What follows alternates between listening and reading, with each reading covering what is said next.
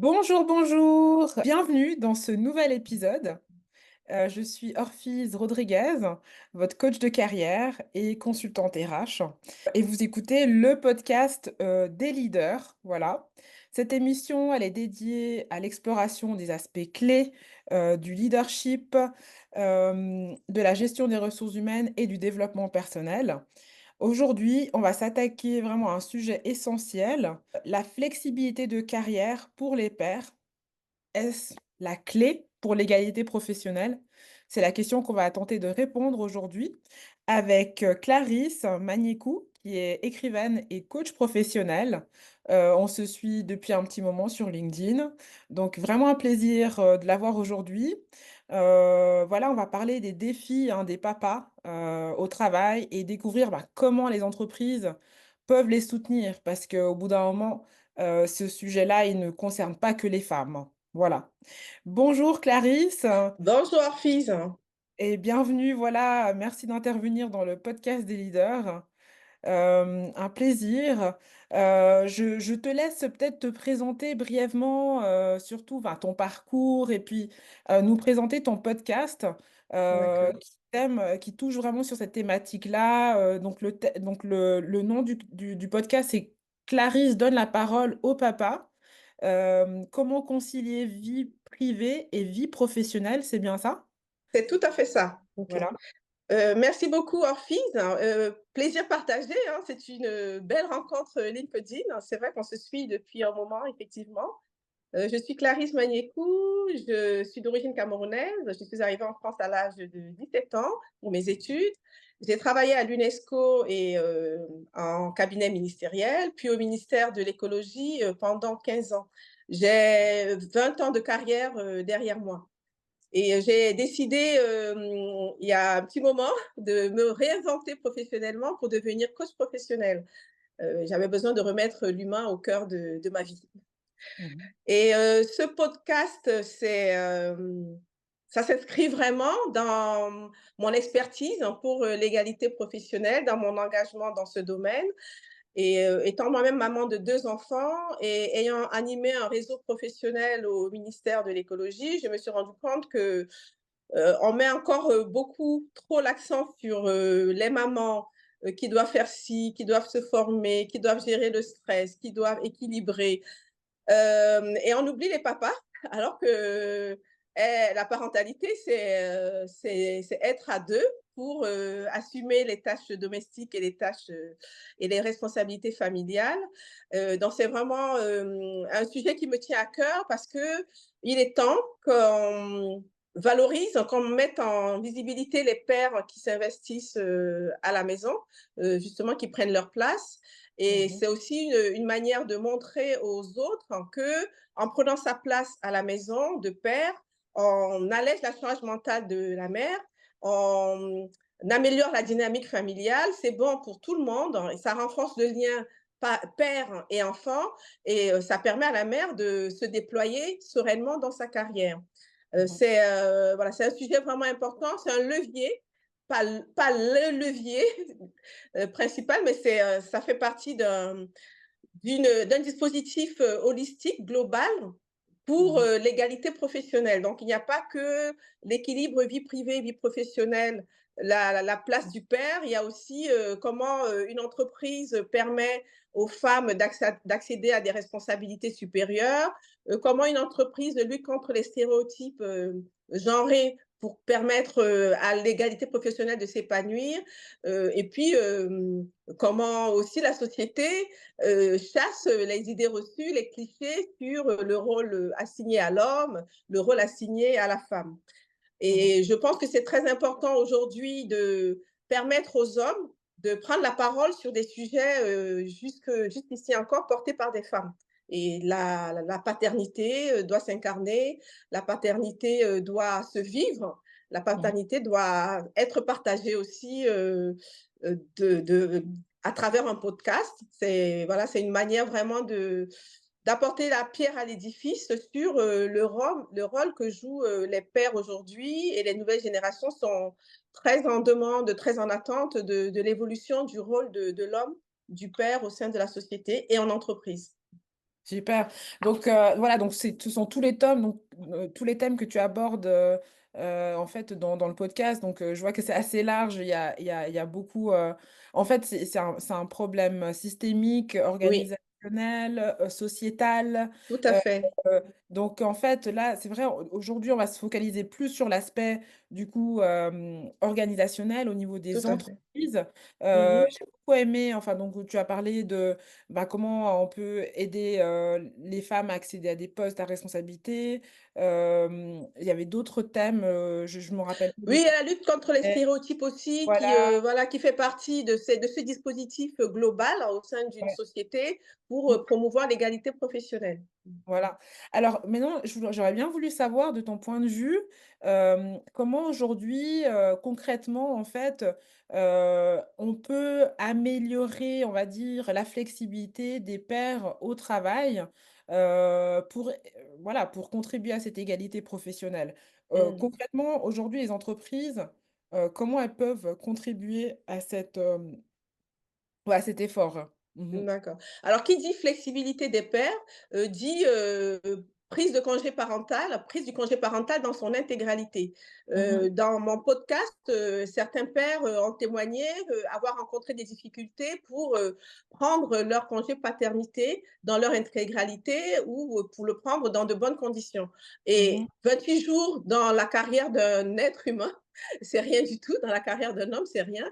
Et dans ces entreprises, réfractaires, à la prise de la place du père salarié, sont restent encore, nombreuses. Donc c'est vraiment important que toutes les entreprises, tous les employeurs comprennent qu'elles ont un rôle de chef de file à jouer pour que le père soit épanoui et soit ait une vie, professionnelle et familiale, équilibrée, épanouie. Et c'est aussi, une manière de l'engager sur le plan professionnel. Donc quand on a des difficultés pour, avoir une vie professionnelle, une vie privée, une vie familiale épanouie, en fait, on peut se désengager sur, le plan professionnel. Donc c'est vraiment du win-win. Les entreprises qui comprennent qu'elles ont, ce rôle dans l'épanouissement professionnel des pères et des mères jouent, sur leur marque employeur et jouent sur, l'engagement qu'elles peuvent, tirer des conditions de travail favorables à l'épanouissement professionnel des salariés. Bon, là, on parle, donc voilà, donc du congé, Paternité, paternité. il n'y a pas que Voilà, ça. il n'y a Mmh. pas que ça évidemment, voilà. Ouais, C'est sûr que la vie d'un enfant, voilà, elle est assez longue, tout à heu fait. et c'est le début en effet, ouais. Voilà, c'est le début. Donc c'est là, c'est la naissance de l'enfant, les premières années de l'enfant. Ouais. Et qui dit flexibilité, de carrière pour le père, dit aussi organisation de travail favorable. C'est-à-dire qu'une organisation, de travail qui interdit les réunions tôt le matin, autant que faire se peut, bien sûr, hein. Il faut aussi un peu de flexibilité, par rapport aux urgences, aux commandes, et cetera. Donc une organisation de travail qui interdit les réunions de manière générale tôt le matin ou trop tard le soir, c'est une organisation qui autorise le père aussi à rentrer chez lui pour prendre sa place, pour participer aux tâches domestiques, hein, et aux responsabilités familiales. Et une organisation qui est fondée sur la qualité de vie au travail, le bien-être de manière générale, accorde de la flexibilité dans l'organisation des horaires. Donc c'est regarder, le travail fait et pas, le présentéisme du père ou le présentéisme de la mère. Et c'est aussi, favoriser le télétravail parce que le télétravail permet de s'organiser différemment. Ça permet aussi de lutter contre la fatigue du parent parce qu'il y a, en tout cas dans des régions, de grandes régions comme l'Île-de-France, le temps de trajet domicile-travail peut être un frein à l'équilibre, entre la vie privée et la vie professionnelle. Donc permettre aussi au papa d'être en télétravail, c'est aussi lui donner la possibilité d'être un peu plus présent au domicile. Et sachant que les études montrent que ce sont encore les femmes qui souffrent de la charge mentale, qui assument encore, la majorité des tâches domestiques et des responsabilités familiales. Donc l'entreprise a vraiment un rôle moteur à jouer pour, faire bouger les lignes en termes d'équilibre de temps, d'équilibre des temps de vie. Et les nouvelles générations sont très, très demandeuses de cette évolution et de la prise en compte de cet équilibre dans leur, vie, quotidienne. D'accord. Donc là, on a parlé du télétravail, des horaires, au niveau, voilà, des réunions tard, le congé Mmh. paternité. Mmh. Hem, je pense qu'évidemment, les vacances scolaires, ça fait partie de toute façon, voilà, faciliter en fait les vacances, je pense pendant les vacances scolaires, je pense que ça, c'est déjà quelque chose qui se pratique à mon avis. Oui, oui. Voilà, je pense que ça, c'est pas encore, c'est pas un souci à ce niveau-là. Donc Non, non, c'est, les vacances, scolaires sont en général, bah, par exemple, les pères qui sont interviewés dans mon podcast n'ont pas partagé de difficultés, concernant la prise de vacances scolaires. C'est vraiment, souvent, l'attitude de l'employeur, devant le congé paternité. Souvent, c'est trop fractionné, ça permet pas au père de prendre vraiment sa place à la maison et de renforcer le lien père, enfant. Il y a aussi, la question d'organisation du travail. C'est la les vidéo, d'accord. urgences, Ouais. pardon, les urgences, qui, parfois peuvent, obliger le père à rester tard et puis il y a le jugement des collègues, il y a la culture, d'entreprise qui, encore, pense que le père, l'enfant, c'est d'abord l'affaire de la mère et peuvent mal voir un père qui part tôt, enfin tôt, à la française, tôt, 18 heures, ça peut être considéré comme tu prends ton après-midi alors que le travail a été fait et que la personne est professionnellement engagée, mais il y a encore cette exigence de la présence au travail qui peut être vraiment un obstacle à une vie flexible sur le plan, de l'organisation du travail. Mmh. Et puis bon, je pense, voilà, qu'il y a aussi cet aspect du temps partiel, qui pourrait être intéressant. Je sais qu'aujourd'hui, bah, ça c'est un outil, qui est très utilisé. Enfin, à un moment donné, que si on veut éduquer un enfant, il faut Tout à fait. qu'on soit disponible au moins 1 ou 2 jours par semaine, à temps plein. Mmh. Et souvent, bah, c'est souvent la femme qui prend ce rôle-là. Maintenant, il faut pas Exactement. oublier qu'il y a des pères qui sont célibataires et puis, ils sont de toute façon obligés, Oui, oui, d'assumer oui, ce là voilà. Il y a tout aussi à cet fait. aspect-là, hein, des papas célibataires et Oui. ouais, Oui, ouais, oui, le regard change, enfin, un peu grâce aux papas solo, parce que les papas solo se retrouvent dans la même situation que les mamans solo ou ouais. un parent, salarié ou un parent entrepreneur, tout à fait et le vécu d'un papa solo est totalement similaire à celui d'une maman solo. Oui, tu mets l'accent aussi sur, la, le temps partiel ou même le parent au foyer. Ce sont encore des notions qui se conjuguent au féminin. Et on sent que la société n'est pas prête à, à considérer un père qui prend un temps partiel pour élever ses enfants ou qui décide d'arrêter de travailler, comme peut le Oui, faire c'est ça. une maman, de prendre un congé parental. Il y a Voilà, encore ouais. très peu de pères qui osent euh, franchir ce cap et la société n'est pas prête et beaucoup de pères ne s'autorisent pas. Et c'est vrai qu'il y a la question de l'indemnisation aussi du congé parental où il y a un frein financier, bien sûr. En même temps, certains pères qui ont osé franchir le cap et prendre un congé parental m'ont dit que quand ils ont fait le point sur le recrutement d'une personne pour s'occuper de leur enfant et la prise du congé parental, ils se sont rendus compte qu'il n'y avait pas il n'était pas si perdant que ça financièrement. Donc, en fait, il y a encore cette crainte de on va s'appauvrir financièrement si on est en congé parental. Et puis, sachant aussi que le père a souvent le salaire le plus élevé dans le foyer. Bon, il y a encore tous ces paramètres à prendre en compte dans le cadre de l'égalité professionnelle. L'aspect financier peut être un obstacle à la prise du congé parental ou au passage à temps partiel du père. Et en France, ça se passe comment, par rapport à ça? Autant pour les femmes que pour les hommes, il y a des indemnités, pour les personnes Alors qui quand tu es en heu, congé parental, il n'y a pas d'indemnité. Enfin, ton ouais, c'est ça. contrat est d'une certaine manière suspendu pendant la durée de ton congé parental. Voilà, c'est c'est ça. un peu comme un congé sans solde. Exact. Il y a le calcul de ton ancienneté qui ne va pas, être, pénalisé, mais tu ne reçois pas de salaire comme pour un congé parental. À la différence, par exemple, de la Suède où, la société est beaucoup plus généreuse et qui considère le congé parental comme un droit, dont peut profiter aussi bien le père que la mère et là-bas, ils c'est comme une corbeille globale pour le foyer. Et le congé parental, c'est 16 mois. Bon, ce n'est pas rien, bien indemnisé. Bon, c'est qu'à presque 80% du salaire. En Et c'est Suède? vrai que ça demande un courage politique, un courage financier pour permettre à un père ou à une mère d'être en congé parental pour s'occuper de ses enfants en bas âge. En Suède, tu dis il y a 16 mois de 16 mois, alors eux, ils ne distinguent pas le congé paternité du congé maternité. Eux, ils ont une corbeille commune qui s'appelle le congé parental et que les parents partagent entre eux. Et c'est 16 mois. 16 waouh! mois, c'est vraiment une autre culture parce qu'ils n'ont pas, comme ici, dans leur vision de la parentalité, ben, le fait qu'on fasse appel à un babysitter, qu'on demande à un tiers de s'occuper de ses enfants. Là-bas, la société et l'employeur intègrent le fait qu'un parent salarié, c'est un salarié qui a besoin de partir à une certaine heure pour chercher son enfant à la crèche ou voilà ou à l'école.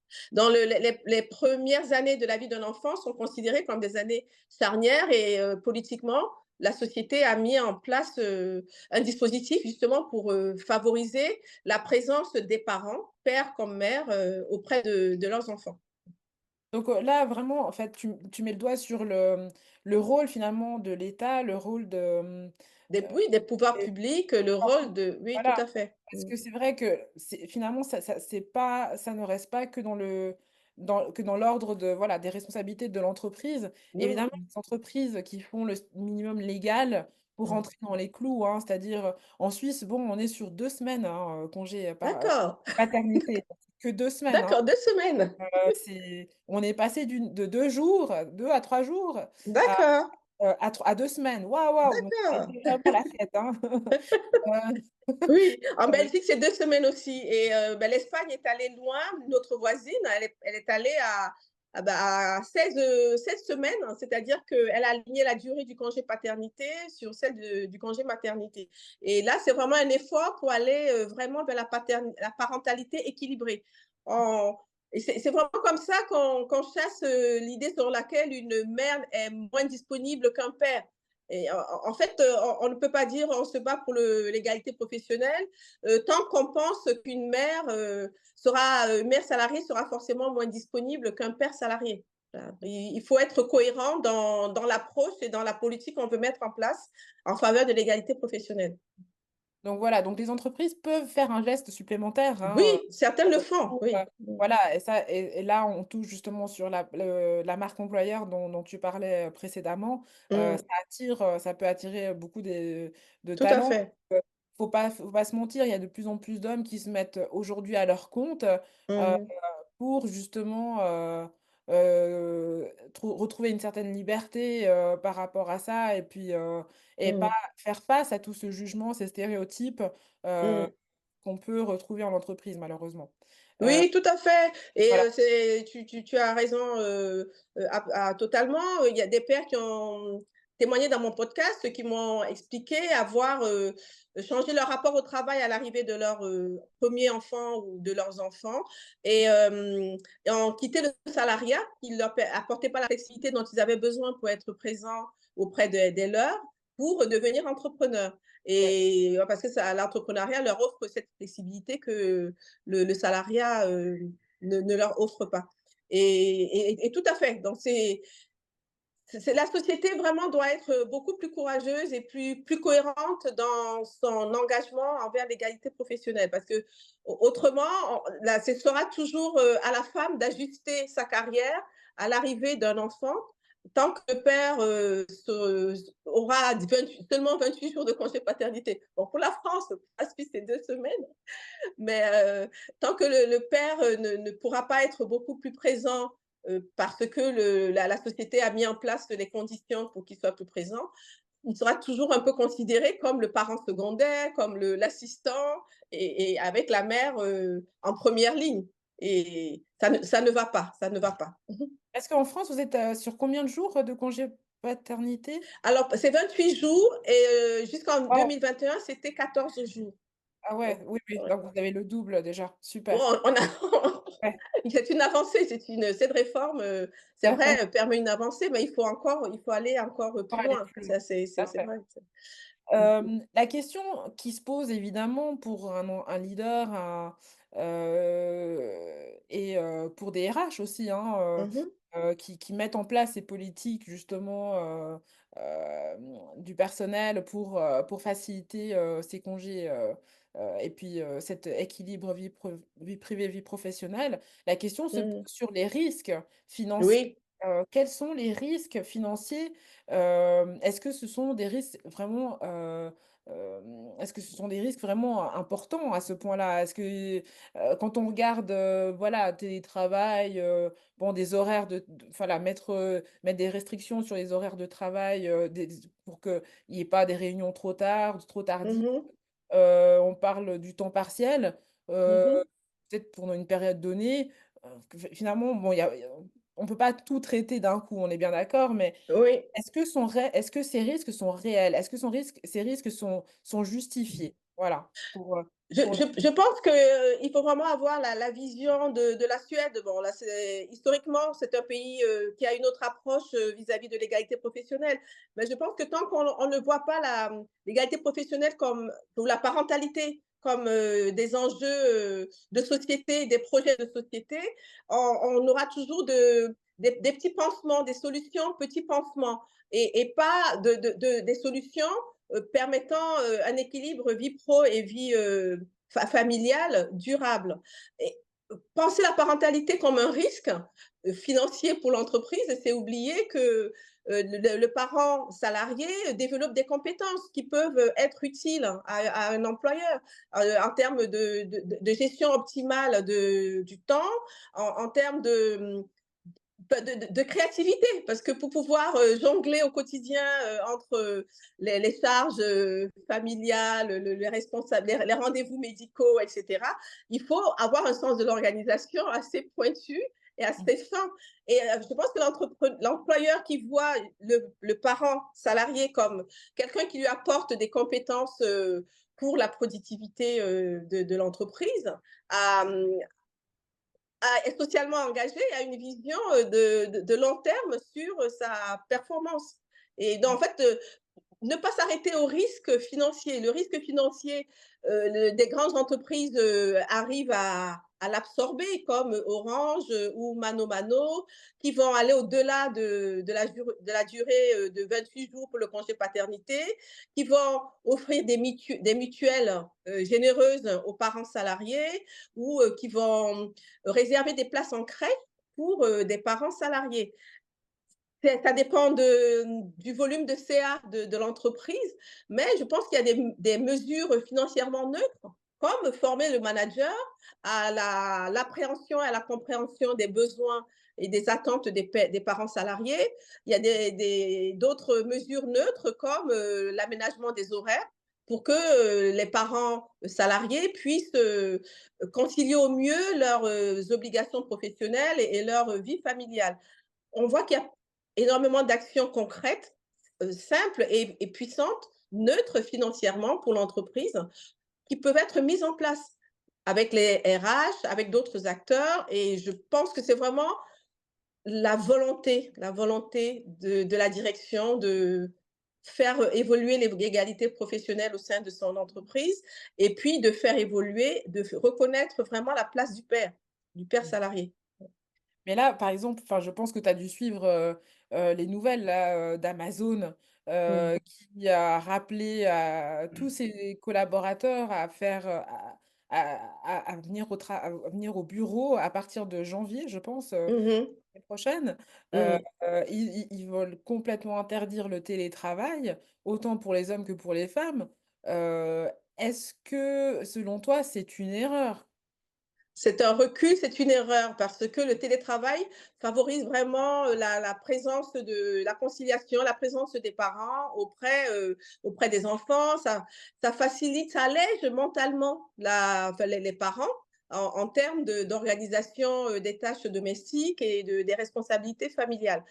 Pouvoir, aller chercher son enfant un peu plus tôt à la crèche, éviter les temps de transport, et les temps de transport, parfois, ça peut aller dans une grande région comme l'Île-de-France. Un salarié peut facilement mettre 2 heures et demie, 3 heures dans les transports. Donc, c'est oublier cet aspect-là. Et il n'y a pas que les retombées sur le plan familial, il y a aussi des retombées sur le plan écologique. Être dans les transports pendant 3 heures ou parfois prendre son véhicule dans des régions un peu plus reculées, pour être dans des embouteillages, alors qu'on peut très bien remplir ses objectifs professionnels correctement en étant à domicile.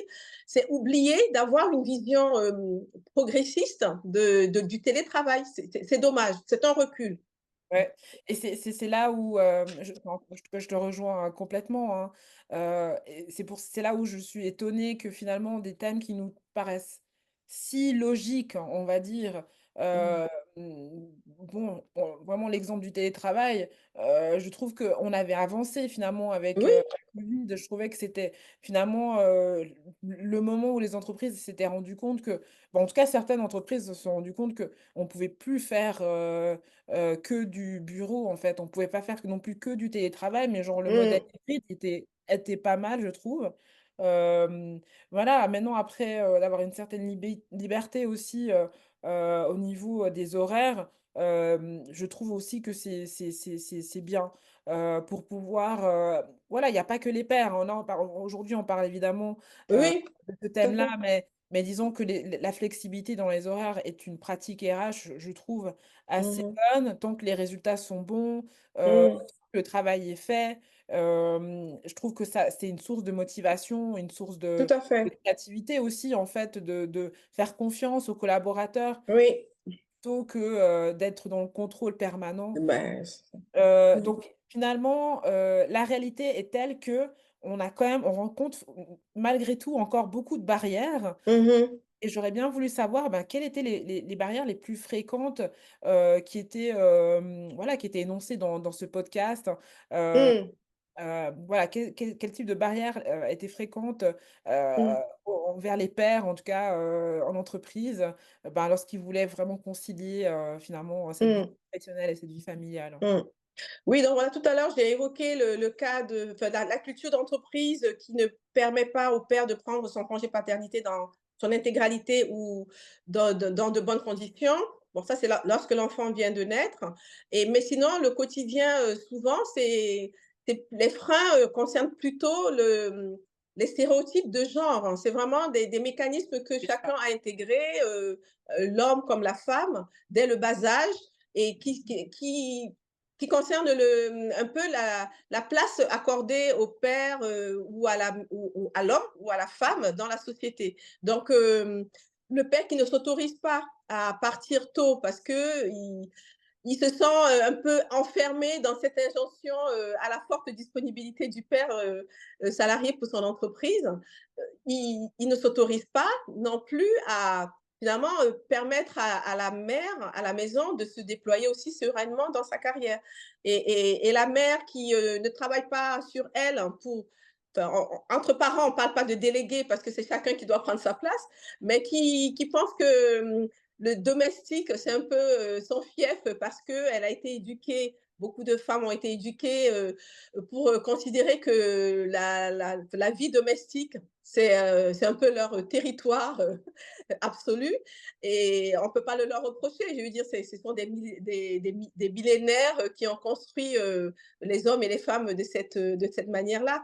Et historiquement, la sphère privée est considérée comme le territoire enfin, des femmes, alors que la sphère publique et l'univers professionnel sont considérés comme l'univers masculin. Non, en fait, les stéréotypes des genres ont un poids énorme, lourd, dans l'égalité professionnelle et dans la parentalité équilibrée de manière générale. Donc, c'est pour ça que c'est important que les entreprises travaillent aussi sur la lutte contre les stéréotypes. Parce que parfois, on a l'impression que c'est trivial, que ce n'est pas un sujet. Chez moi, tout va bien, il n'y a pas de problème lié aux stéréotypes, mais c'est tellement intégré qu'on ne se rend pas compte forcément. On n'a pas conscience des stéréotypes qu'on porte. Chacun porte des stéréotypes en lui. Donc, Alors voilà. comment ils pourraient, répondre à ces stéréotypes-là? Quel type de compagne, tu, préconiserais pour ce type de problématique? Alors c'est sensibiliser, tous les salariés parce qu'en France, en tout cas, la majorité des salariés sont des parents. Donc ça veut dire que c'est c'est un volume important de salariés qui sont concernés par, les stéréotypes, par, l'impact de la parentalité dans la carrière et c'est sensibiliser l'ensemble des équipes aux aux stéréotypes, aux clichés qui sont encore associés à la parentalité. On doit arrêter de penser que la parentalité compromet la carrière d'un homme ou d'une femme. Et aujourd'hui, c'est vraiment considéré comme un frein à la carrière des mères. Donc, la parentalité doit être vue comme une ressource pour une entreprise, pour un employeur. Et l'aide à apporter, c'est de soutenir des modes de garde efficaces, c'est aider financièrement si c'est possible pour avoir de bonnes mutuelles pour les familles, c'est important qu'il y ait une stratégie RH liée à la parentalité, que ça s'intègre dans les nouveaux enjeux RH d'aujourd'hui, dans la qualité de vie au travail, dans la charge mentale, dans la santé mentale, dans l'équilibre des temps de vie. Et ça répond aux attentes des salariés aujourd'hui. Le sujet doit être intégré vraiment dans une stratégie RH, dans le parcours professionnel des agents. Et la sensibilisation à tous ces sujets-là doit faire partie de ces stratégies RH. Super. Bah, merci beaucoup, en tout cas, Clarisse, pour, tous ces bons petits conseils. Pour conclure, j'aimerais bien savoir, bah, comment peut-on te trouver et quel type de, voilà, de services, proposes-tu, aux entreprises ou aux particuliers qui auraient besoin de ton aide dans ce type de domaine-là ou autre, hein? Mmh. Écoute, merci beaucoup. Alors, je propose du coaching individuel aux personnes, aux professionnels qui veulent équilibrer au mieux au quotidien leur vie privée et leur vie professionnelle. Donc, c'est les sujets d'équilibre des temps de vie, de bien-être, hein, de charge mentale. Et les hommes aussi sont concernés. Les hommes qui viennent en coaching, ce sont ceux qui sont prêts à travailler sur eux. Parce que l'équilibre des temps de vie n'est pas l'apanage des femmes, ce n'est pas l'affaire des femmes seules. Tout salarié, tout professionnel est concerné par ce sujet. Je propose des coachings d'équipe aux entreprises qui veulent justement travailler sur le bien-être de leurs équipes dans un souci de renforcer, de booster leur marque employeur, leur performance collective. Et je propose aussi des ateliers en entreprise sur des sujets liés à la charge mentale, à la gestion des émotions. Donc, tous ces thèmes sont interdépendants et intimement liés.